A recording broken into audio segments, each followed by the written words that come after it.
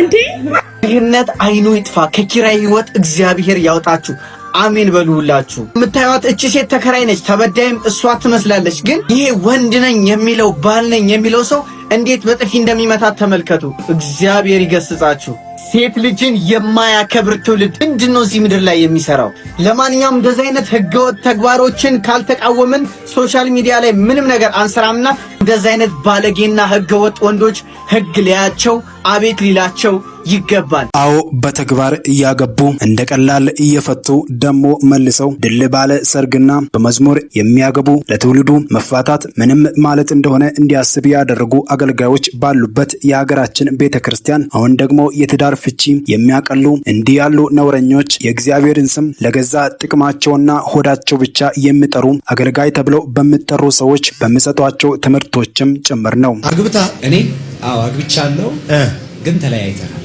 እሺ በጋብቻ ዙሪያ ምንድነው ፕሮግራም በጋብቻ ዙሪያ ትንሽ የሚከብድ ነገር አለ በእነሱ ፋሚሊ በኩል ማለት ነው አሁን ከፊት ሌላ ስለሱ አይደለም ያለፈውን አላውቅም ያላየሁትን አላየሁት ወደፊት አገባለሁ እሺ በክብር ነው ማገባው አዎ እኔ አሁን ስላለፈው አያገባኝ ያላሳየኝ በጣም ክብር ያለበት እግዚአብሔር የሚከብርበት አሜን ሰርግ ግን ከፊት አይቻል አሜን ሃሌሉያ የትንቢት አለ ምን ላርገው እንግዲህ እኔ ምን ላርግ እንግዲህ ያየሁትን ነው ምን ላርግ ማራዛባ ሻባዳጋዳ ለፋና ሰባ ያቺኛዋስ እኔ አላየውማ አም ሶሪ በጣም ነው ወዳችሁ በጣም ትዳር አከብራለሁ ይሄው ጌታ ይባረክ 20 ዓመቴ ነው አሁን ካገባ አመት ሊሞላ በጣም አምብለስት በጣም ማም ነው ትዳር ግን መጽሐፍ ቅዱስ ስፔሲፊካሊ ብዙ ያላወራበት ጉዳይ ትዳር ነው ጠላትም ብዙ ጊዜ አሁን ቅዱሳኖች መሃል እየተጠቀመ ያለው በትዳር ለማግባት መጀመሪያ አትንቀሽቀሽ አዎ በተግባር ያገቡ እንደቀላል እየፈቱ ደሞ መልሰው ድል ባለ ሰርግና በመዝሙር የሚያገቡ ለትውልዱ መፋታት ምንም ማለት እንደሆነ እንዲያስብ ያደረጉ አገልጋዮች ባሉበት የሀገራችን ቤተክርስቲያን አሁን ደግሞ የትዳር ፍቺ የሚያቀሉ እንዲህ ያሉ ነውረኞች የእግዚአብሔርን ስም ለገዛ ጥቅማቸውና ሆዳቸው ብቻ የሚጠሩ አገልጋይ ተብለው በሚጠሩ ሰዎች በሚሰጧቸው ትምህርቶችም ጭምር ነው አረተው እግዚአብሔርን ፍሩ አረተው ነገ በእርሱ ፊት መጠየቅ እንዳለ አትርሱ አረተው ግን ተው ትዳር ክቡር ነው መፋታትን የሚያበረታታ አምላክ የለንም ይሄም እየጩፋን ያገደው የካውንስሉ አባል ነው ስል አንድ ግለሰብ ከሰሞኑ በነብይ ሄኖክ ግርማ ቤተክርስቲያን ውስጥ የተከሰተውን ያልተጠበቀውን ክስተት አስመልክቶ ይሄንን መልከታ አጋርቷል የዘውተር አለባበሱ ብዙም ያልተለመደ ግን ቀለል ያለ ነው አንድ ሰው ልብሶች ውድ ሊመስሉት ይችላሉ ግን አይደሉም እንዲያውም ቀርባችሁ ብትጠይቁት እዚሁ መርካቶ የዓመታት ደንበኛው ጋር በማትገምቱት ዋጋ እንዳሰፋቸው ይነግራቸዋል ሰርክ ከእጁ የማትጠፋ አንድ ነገር መጽሐፍ ቅዱስ ናት አንባቢ ነው የመጽሐፍት ቀበኛም ነው መጽሐፍትን ይልቁንም ጥልቅ የሥነ መለኮት ትንታኔ የሚሰጡትን እጅግ ይወዳል ስነ መለኮትን በጥልቀት ተምሯል ብዙዎች አወዛጋቢ ነው ይሉታል መድረክ ላይ የሚሆናቸው ያልተለመዱ ድርጊቶቹ ምቾት የማይሰጣቸውም ሰዎች ቁጥር ቀላል አይደለም በኢትዮጵያ ቤተክርስቲያን ሁለንተና ተጽዕኖ ፈጣሪ ናቸው ከሚባሉ ሰዎች አንዱ ቢሆንም ያን ያህል ታይታና ዕውቅናን የሚፈልግ ግን አይደለም አንዳንዶች የሲተት ትምህርቶች ሁሉ አባት ነው ሲሉ ይከሱታል እርሱ ስለራሱ መልስ ሲሰጥ ወይም ራሱን ሲከላከል አይታይም አንዳንዶች ሰው መንፈስ ነው ብሎ የሚያስተምር እንደሆነ ሊያስቡ ይችላሉ ቀርባችሁ ብትጠይቁት ግን እነዚህ ቃላት አንድም ቀን ካፉ ወጥተው እንደማያውቁ ፈገግ ብሎ ይነግራቸዋል የብልጽግና ወንጌል ሰባኪ እንደሆነም ይታማል እርሱ ግን ተግቶ በመስራትና በመስጠት እንደሚያምን ነው የሚነግራችሁ የዚያኑ ያህል ደግሞ አማኝም ነው ለጋስነቱን ብዙዎች ይመሰክሩለታል ይህንንም በራሱና በመመራት ቤተክርስቲያን ስም ብዙ ጊዜ ሲያደርግ በግልጽ ታይቷል ስጦታው መኪናውን ወይም የቤት ዕቃውን ሊሆን ይችላል ትጉ ሰራተኛ ነው ከመቀበል ይልቅ በመስጠት ያምናል የቅርብ ሰዎቹ ብዙ ጊዜ ሲሰጥ እንጂ ሲቀበል አይታይም ይሉታል ቶማስ ምትኩ ድንቅ ሰው ነው ሲሉ በርካቶች ስለ አገልጋይ ወይም ስለ ወንጌላዊ ቶማስ ምትኩ ይህንን መረጃ ሲያጋሩ ተመልክተናል በወንድማችን ነብይ እዩ ጩፋ አገልግሎትና በህይወቱ ላይ በቤተክርስቲያኑ ላይ የተጻፈው ደብዳቤ የፓስተር ጌትነት ብቻ እንዳይደለ በጽፈት ቤቱ ባሉ በኃላፊዎች ሁሉ የተስማሙበት ጉዳይ እንደሆነ ባለፈው በፕሬዝዳንቱ እንደተገለጸው በድጋሚ ደግሞ በጠቅላይ ጻፊ ተደግሟል ጠቅላይ ጻፊው እጅግ በጣም በእውነት ወሳኝ ቃል ነው። አባባ ደረጀ ጀንበሩ የተናገሩት ልበን በቃ ቅቤ ነው የጠጣው። ልበን ደስ አሰኝቶኛል። ምክንያቱም አባት ነው አልኩት። የተናገሩት ቃል ያመጡት ሀሳብ እጅግ በጣም ማራኪና ክርስቲያናዊ አባታዊነት ያዘለ ሀሳብ ነው። በእርግጠኝነት እኔ ባለፈው እጅግ በጣም ያዘንኩባቸው ነገሮች እንዳሉ ሁሉ አሁን ደግሞ እጅግ በጣም ነው ያስደሰቱኝ። ጠቅላይ ጻፊ ያስቀመጡት ሀሳብ የተናገሩት ቃል በቃ ገዢ ነው። እውነትም ጠቅላይ ጻፊ ናቸው አልኩት። ጠቅላይ ሀሳብ ጠቅላይ በቃ እውነትም ጠቅላይ ብዬ ደስ ያለኝ ነገርና አሁን ወደ 3 ወይም 4 የሚያክል የሆነ ሀሳቦችን ላመጣ ስለፈለኩት ነው። ጠቅላይ ጻፊ ያስቀመጡት ሀሳብ ምንድነው? ነቢይ ኢዩ ጩፋ የተናገራቸውን ቃላቶቹ በጣም ያልተደገፉ ለህብረቱም ማይስማሙ ቢሆንም ለመማር እሱ እንዲማር ስለሚንፈልግ መቅረብ አለበት፣ መምጣት አለበት። በነቢዩ ኢዩ ጩፋ አክራሪነት የሚቀጥል ከሆነ ኢዩ ጩፋን የሚከተለው ህዝብና እንደ ኢዩ ጩፋ ያሉ አገልጋዮች በኢትዮጵያ ቁጥራቸው እጅግ ብዙ መሆናቸውን አረጋግጧሉ። ኢትዮጵያ ወንጌል አማኞች ቤተክርስቲያን ካውንስል በኢትዮጵያ ላይ ባለው በክርስትና በወጣቶችና በአባቶች መካከል ከፍተኛ ለውጥ ከፍተኛ ክፍተት እንደሚፈጠር 100% አረጋግጧሉ ማለት ነው። ይሄ ደስ አሰኝቶኛል ማወቃቸው። አንድ ቁጥር ላይ በኢትዮጵያ ደረጃ በአባቶችና በወጣቶች መካከል የሚፈጠረው ክፍተት በትውልድ ታሪክ ውስጥ እንደሚመዘገብ 100% አረጋግጧሉ። ጠቅላይ ጻፊ ደረጀ ጀንበሩ ያቀረቡት የአባትነት ሀሳብ ላይ ተሞርክሼ ሲናገር የተረዳሁት ምንድነው? አባቶች አሁን በሳል የሆነ አይዲያ አምጥቷሉ፣ በሳል የሆነ አመለካከት አምጥቷሉ። ምክንያቱም በወጣቶች መካከል እና በአባቶች መካከል የሚፈጠረውን ልዩነትን ክፍተትን አይቷሉ ማለት ነው። ይሄ ትልቅ ሀሳብ ነው። ስለዚህ ይህንን ትልቅ ሀሳባቸውን እንደ አንድ ትልቅ አጀንዳ ወጣቶች የሆናችሁ አገልጋዮች ይዛችሁ ወደ አንድነት እንድትመጡ፣ ወደ ህብረት እንድትመጡ፣ የመለያየትን ሀሳብ በማጥበብ ወደ አባቶች እንድትቀርቡ ነው ሁለተኛው ሀሳብ የኔ ወንድማቸው አፖስትል ዶክተር የአፍሪካ ደረጃ የክርስቲያን አስተምሮ ላይ ጥናትና ምርምር እያደረኩ ያለው ረዳት ፕሮፌሰር ነኝ። በመጽሐፍ ቅዱስ ኮሌጅ ደግሞ ጎልደን ላይት ኢንተርናሽናል ባይብል ኮሌጅ ዳይሬክተር ሆኜ በአገር አቀፍ ደረጃ እሰራለሁ። በዚህ አጋጣሚ ለእናንተ አደራ የምለው ምንድነው?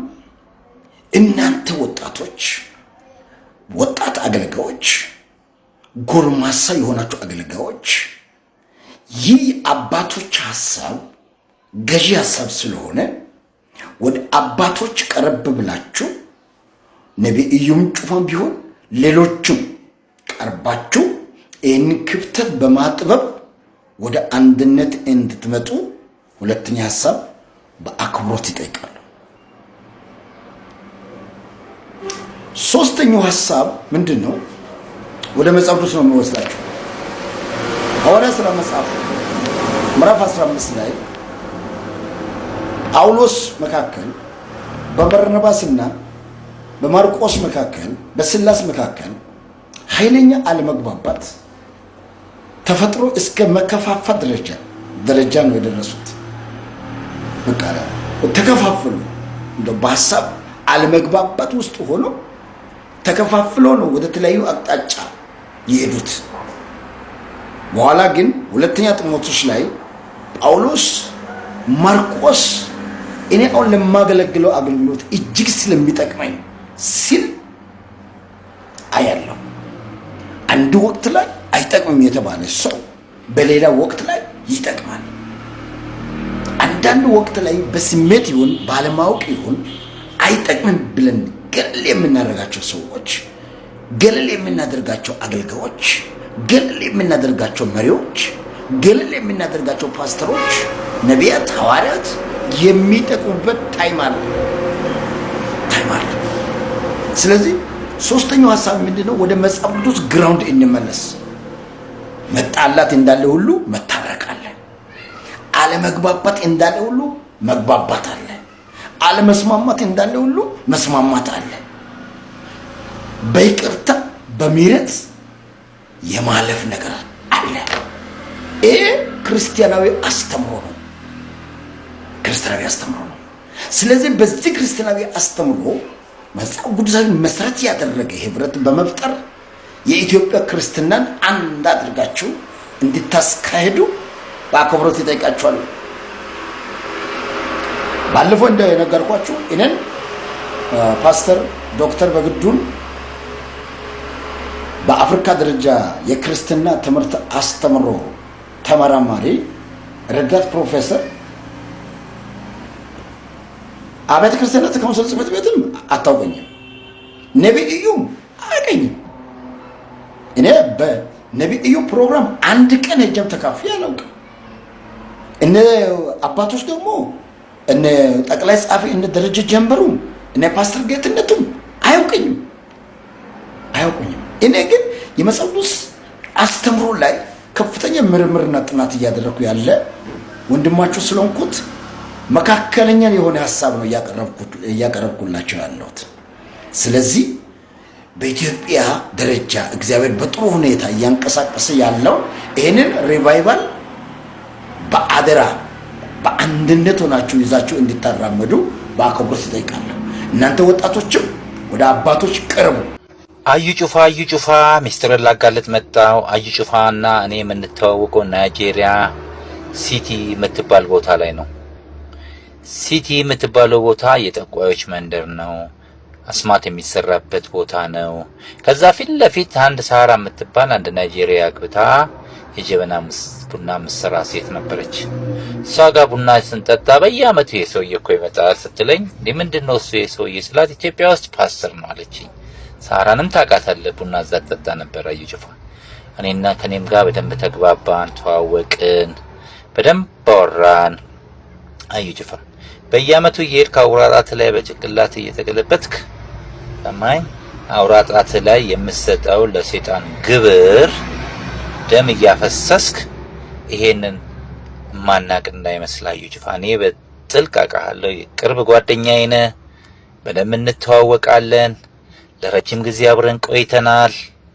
ስትመላለስ ሁለት አግኝተኸኛል እዛ ቤት ግብር ለመገበር ስትመጣ አዩ ጩፋ።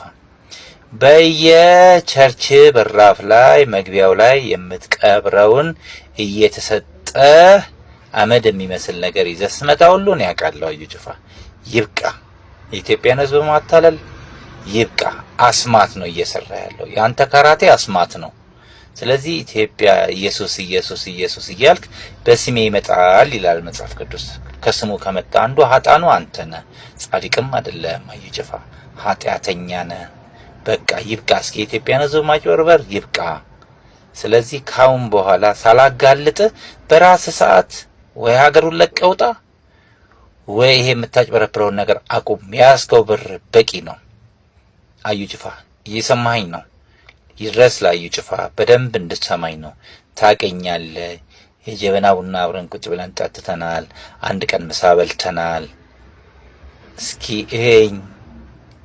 ስለዚህ ስልኬን ከስራ አስቀምጬልሃለሁ። ባለፈው ስታፈላልገኝ ነበር። ለምንድን ነው የምታፈላልገኝ ግን? ደብረ ዘይት ናና፣ ደብረ ዘይት መኮንኖች ክበብ ከጀርባ ላይ ወይ አየር ኃይል ጀርባ ላይ ነው ቤቴ። እዛ መተህ ልታገኘኝ ትችላለህ። ውሸት ይብቃ። አግብታ እኔ አግብቻለሁ፣ ግን ተለያይተናል። እሺ፣ በጋብቻ ዙሪያ ምንድነው ፕሮግራምህ? በጋብቻ ዙሪያ ትንሽ የሚከብድ ነገር አለ በእነሱ ፋሚሊ በኩል ማለት ነው። አሁን ከፊት ሌላ ስለሱ አይደለም ያለፈውን አላውቅም፣ ያላየሁትን አላየሁትም። ወደፊት አገባለሁ። እሺ፣ በክብር ነው ማገባው። አዎ እኔ አሁን ስላለፈው አያገባኝም፣ ያላሳየኝም። በጣም ክብር ያለበት እግዚአብሔር የሚከብርበት አሜን። ሰርግ ግን ከፊት አይቻል። አሜን ሃሌሉያ።